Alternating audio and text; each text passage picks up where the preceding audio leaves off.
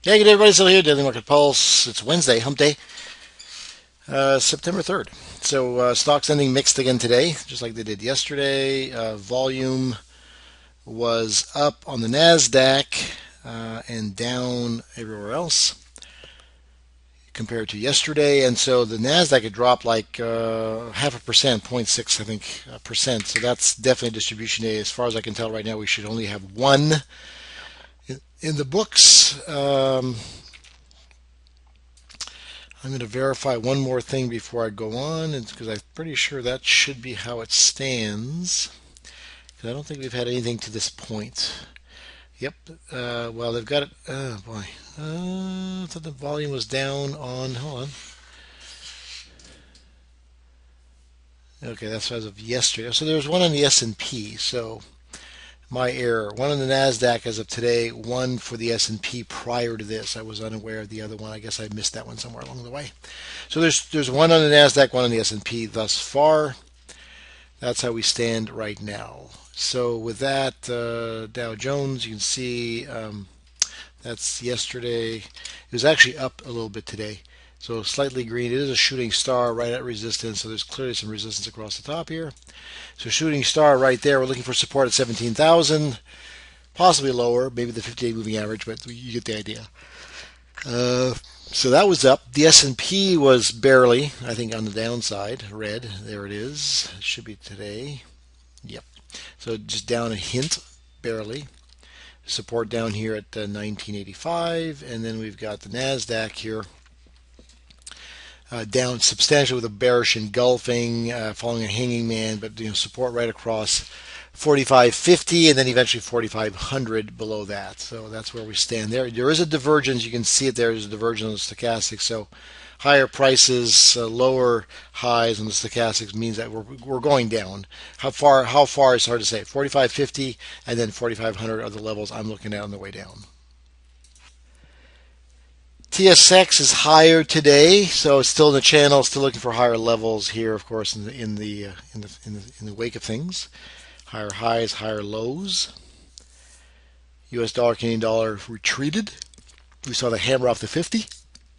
We also thought there might be a possibility it gets kind of caught and trapped between the flat 20 and the slightly rising 50, and that's where it is now. So we're going chop chop with the 8 and the 200 moving average right there in proximity as well. Euro US is looking like it's stabilizing at the support level we thought, which was 131, with immediately room to 132 and then eventually 133 and a quarter.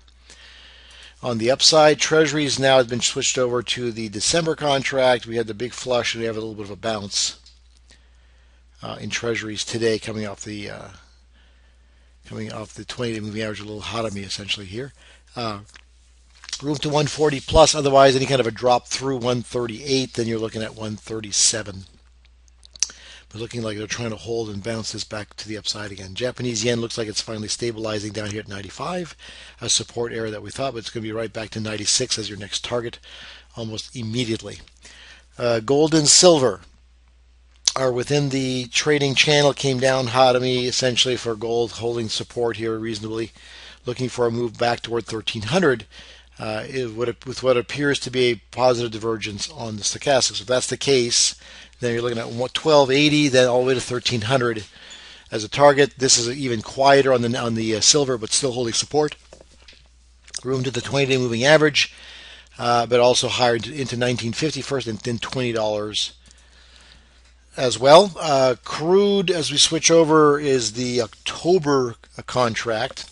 So remember, we had the nice bounce off the support of 93, aggressively into the 20-day moving average of $96. Faded aggressively yesterday, but we're looking, this had to find support at 93, or it was going to be goodbye to 91 or 90.50, and it bounced immediately. So at least it's into the 20, but it could still fade, but right now we're still looking for higher levels of 97, 98, ultimately, regardless.